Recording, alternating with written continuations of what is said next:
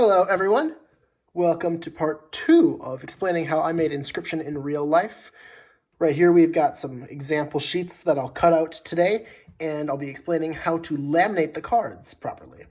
And by properly I mean the way that I did it so that you can stick sigils inside the cards. A few questions I'm going to answer before I get into it is I used regular printing paper for this, so it's just normal paper. You can use cardstock if you want a thicker card, but I will note that the lamination process usually thickens the card, and you can't see through it because it's printed on both sides, and with the lamination, it's very sturdy. So if you're worried about your cards being super bendable or something, don't worry about it. The lamination should thicken it up. But if you really want thicker cards, using cardstock isn't a big deal. A few people say that they want to glue their card, like print the backs and the fronts and then fold and glue them. And if you want to do it that way, you can, but I'll put a cautionary warning for you, is that I don't know how that will turn out as far as the laminating process, because I've never done it that way. If it's fine, it might be fine, but I would just say that the way that I do it is not that way. But I'm going to go ahead and cut all these out, and then I'll explain how to start laminating. All right, before I go straight into the laminating, I want to describe a few more things, which is some people wanted to use things like photo paper to make the cards more shiny and nice looking. And I will say that obviously you can totally do that, but I will say that you handle these a lot while you're trying to laminate them. And I'd be careful because it's very easy to put fingerprints and smears on a photo paper rather than regular paper. Like, I can do whatever I want with this gack right here, and it's not going to smear or anything because it's been dry for a whole day. So, one more thing I want to note is that there's different ways you could print these. For example, some people are not a fan of the idea that this can flip and you can see the wolf, because that means that when they're in the deck, you can tell what they are. So this goes the same for like rare cards, which have a slightly different back to regular cards. You can tell the difference. If you think that this is a problem, print this back on all of your cards, and including the rares, unless you think the rares are fine for it. But because there is a method to doing it. For example, this is the wolf that I would use. Would be a wolf cub on this side, and then you flip it into the wolf. But you could instead have a wolf cub like this that doesn't flip, and have a side deck with this. I've just printed this back on all these cards here, but it's would be a side deck where you pull the wolf from and you just put it on top after he transforms. So that could be a way of doing things like that, and that way you have your great white, and it's a normal card on the board and in your hand, and then whenever he goes underwater, you pull out your extra deck card that shows he's underwater. And also, you don't even necessarily need to have this, because technically the sigil is doing all the work. Like, he goes underwater, and this is just for visual effects. But if you're concerned with being able to see the backs of your cards, then I would recommend going with that style rather than the style that I use. Continuing on, we'll go right into lamination. I use these Scotch thermal laminating pouches. I can't really give you any advice if you want to do it a different way, because the only way I've ever done it is with these. But I'm going to pull out 2 sheets right here, and I'll explain how to put them in. But before that, I also want to note that this is my laminator. It's also Scotch brand, but it's just a heat laminator. I think it was like $30, but if you want to do this, you're going to need a laminator. Or maybe you can use those self-laminating pouches, but I've never used those before, so I don't know how that would go. I've got this here, which is it's packing tape. And basically, I can actually give the brand. I'm pretty sure it's duct tape brand. Yeah, it's duct tape brand packing tape. This tape actually that I have here just so happens to be perfect size also, where basically you can fit two of these add-ons onto each card once it's been done. It's like the perfect size, and that was just a lucky chance. But basically the idea behind this is packing tape, this shiny edge, the side that's not sticky, will not stick when you laminate over it. It will not stick to the lamination, but the sticky side will stick to the paper. So we're going to stick the sticky side onto the paper on the spot that you want to keep open, and then the other side is just going to be against the lamination. And then once the lamination goes over it, the sticky side will stay stuck to the card, the non-sticky side will peel away from the lamination, and then each card will have a little pocket. And that's how I create these little pockets here on all these cards. So basically, right in between the lamination here is a piece of this Scotch tape. Or not Scotch tape, packing tape, sorry. And it's only, if I shine it right, you might be able to see it slightly, but it's only a little bit right here. And basically, it's just a little pouch that you can stick those add-ons in. What you want to do is cut yourself a piece. I'll use this as a way of showing. Just cut yourself a little piece, not too long. And now there's a little divot in the card right there, on all the normal cards at least. And I kind of use that as a measuring tool. What you want to do is take your tape and just put it right up to that point right there. If you tape it down right there, make sure it's nice and flat and that there's no overbit. It basically is, let me grab the little add-on from over here. It's basically exactly perfect size to put the add-on inside, because like I said, it'll go up to inside right here, and then it'll sit right inside there, and the add-on will have a little bit of extra bit because of being laminated. So if you want to go a little farther, that's fine, but overall it should sit in there nice and perfect, right about there. And obviously you can put one up here and one down here because there's enough room for two. But basically, you just want to go ahead and do that for all the cards that you printed. And then inside these pouches, because they peel open, there's basically the top side and bottom side. Doesn't matter which side is which, they're the same. And then you'll have a little bit of tape sticking off the edge right here.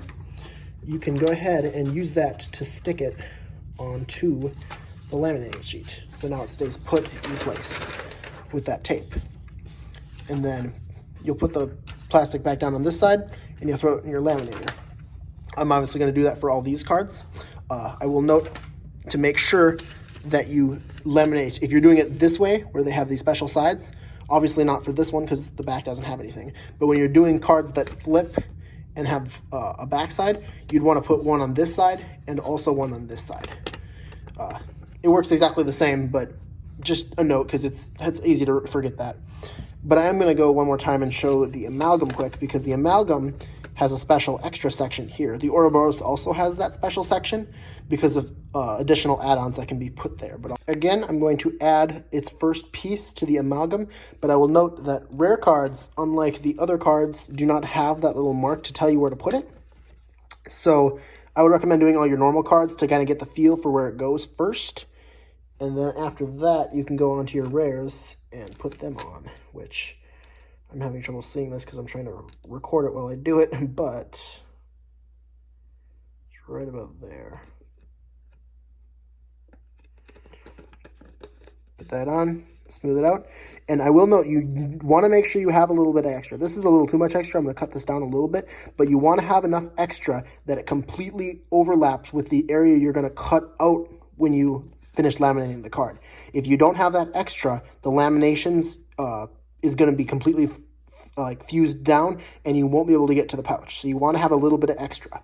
But I also prepared a smaller section of this tape to be put right here. It only needs to be big enough to fit one add-on, but I'm going to put it right down here because, like I said, in my game, the amalgam has an extra little section underneath its health and attack, or next to its health and attack, for a third add-on, because that's its rare ability.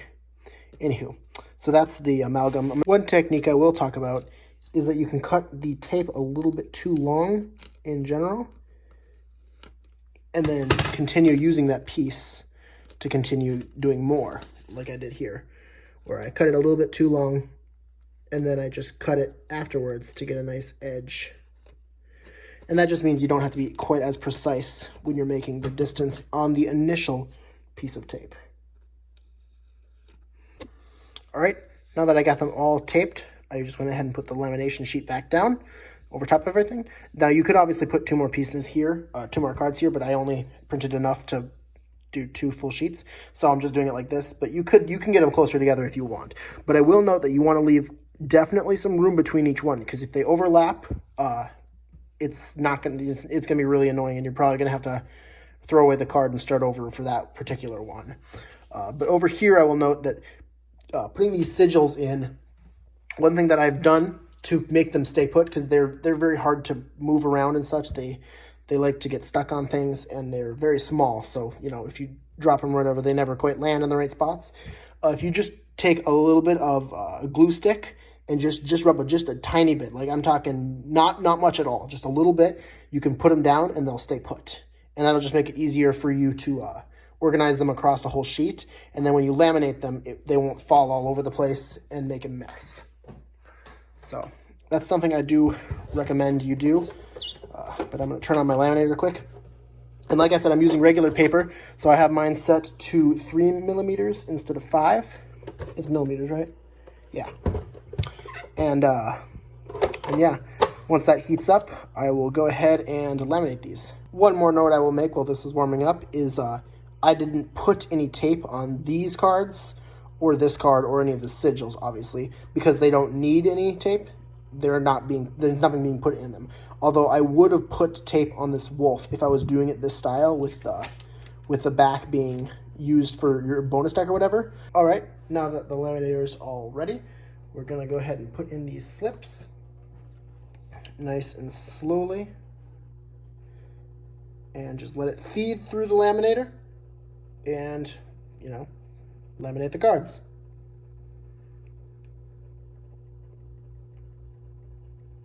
I might speed this part up.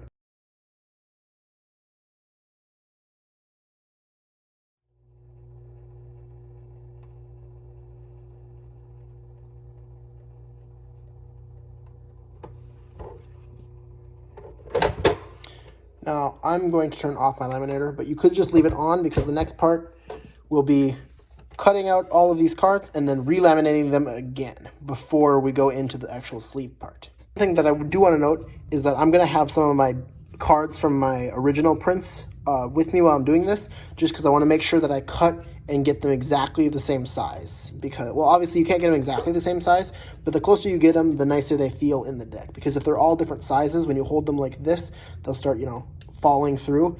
I got them pretty much the same, but if I loosen my grip a little bit, some of the lighter ones will fall out. And if you have some sort of device that can cut things for you, you might be able to get a perfect cut on them, but I got them pretty close to perfect. So I'm just going to go ahead and cut. Now, notably, laminations, it might be hard to see with this lighting, but there's a little edge of plastic along the cards. You might be able to just barely make that out. And that is the lamination. It's just to make them a nice seal. Normally, this would make the cards waterproof, but because of the pouch, they are not waterproof. But it just makes them more durable. If you cut all the way into the actual card itself, it'll fall apart a lot faster.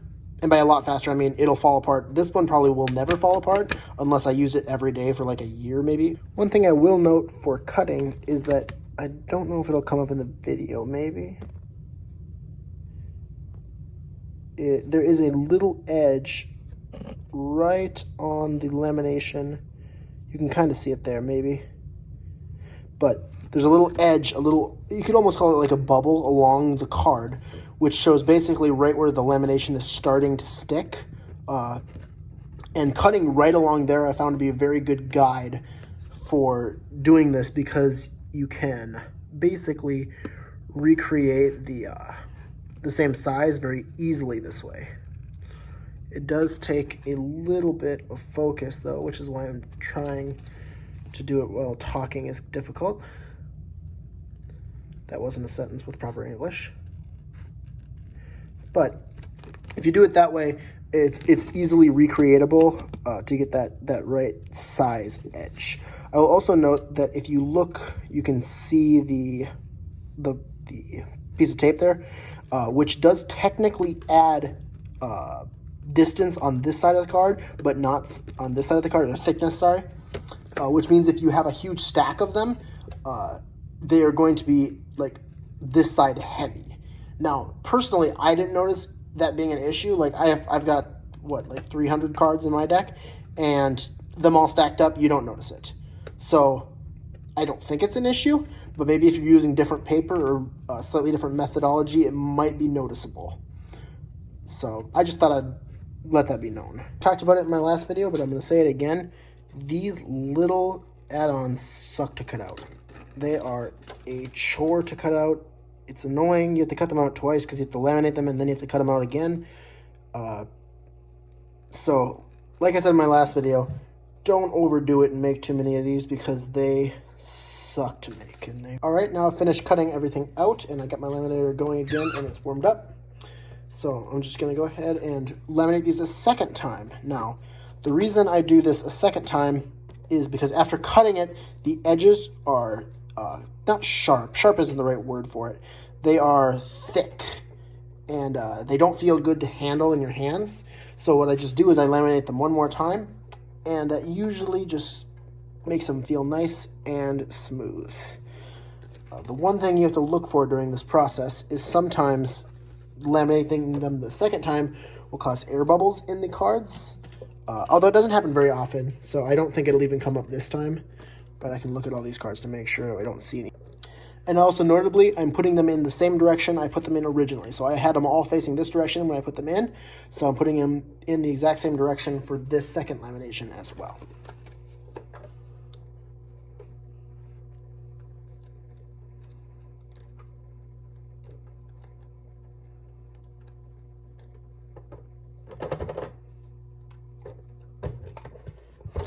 Now the add-ons, because they're so small, sometimes they don't quite come out properly. So I just hold it like this, and they usually fall out after that. There we go. So we've got our 6 sigils right over here that I'm just going to put on off to the side. Those are the add-ons. We've got our mini card, which obviously there's nothing too special about that. It's just the smaller card. There's no obviously pocket or anything in them. The edges are, I cut curves on them, but if you have a curve, like a corner cutter or whatever, you can use that too to make the corners nice and smooth, but I just cut them smooth myself. And I'm going to just bring out all of these. I specifically made this card with thicker edges, or borders, I guess you could call it, which you can do to all your cards if you want, but I feel like it's more consistent to cut along that edge like I was talking about. But now let's talk about how you actually open this pocket. I use a toothpick, but first what I want to do is you want to come up to the edge and you just want to kind of, I don't know what you would want to call this action, this motion of kind of flicking the edge of the card. Flick it a few times each direction, and eventually a little seam will open up, which you can put your fingernail in. If I can get it to actually happen properly. There we go.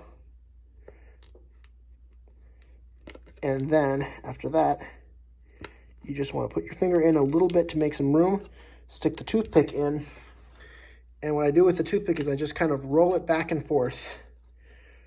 I'm rolling it a bunch right now, and very carefully roll it throughout the entire pocket, and just open up the entire pocket, nice and slowly. And once you've got the whole pocket open, you can do things like stick an add-on in there, so we can give this Gek Nano Armor, or Double Draw.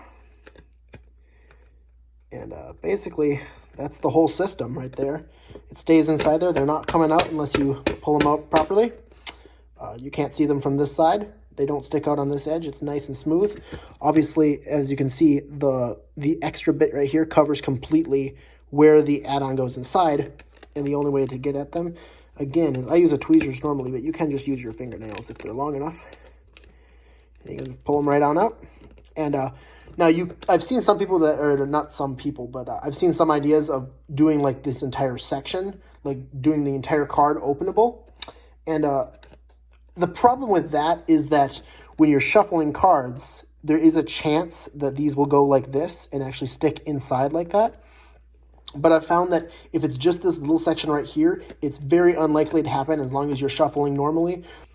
And like I said, the wolf that I do, or the The fledgling symbols that I do have two, so it's got one right here, this pocket right here. I haven't opened any of them except for the Gex yet, and there's one right here as well. So remember, if you're doing them the same way I do them, you'd have to open this pocket and this pocket. Thought I'd just show the amalgam quick since it's technically slightly different. But notably, you'd want to do this trick for the amalgam for the Ouroboros as well, because the Ouroboros has that special section in it for its upgraded version of itself for when it dies. So that's just a note that you'll want to add this slot for the amalgam and the Ouroboros.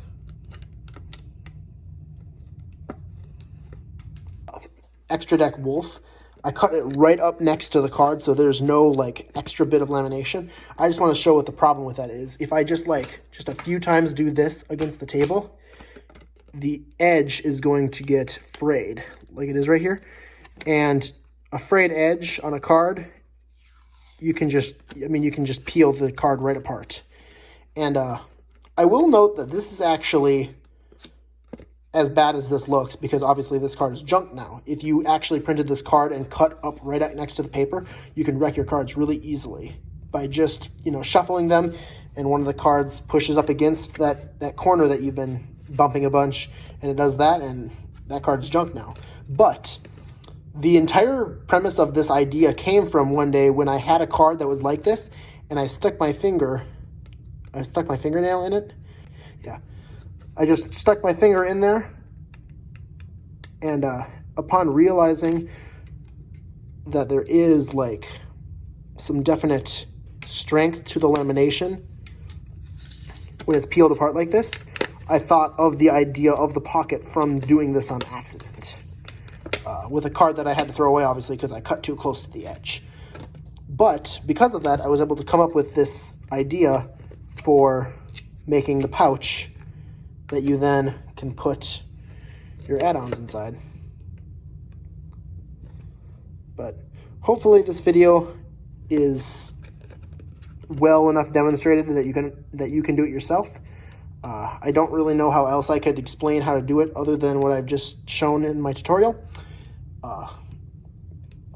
If you have any questions, please join the Discord and ask a question in the general text channel. I've been on there and I've been answering any questions people have. I am going to be releasing part 3 as soon as I can think to, which will either be about the instruction manual or the box and how I make all the other parts of the game.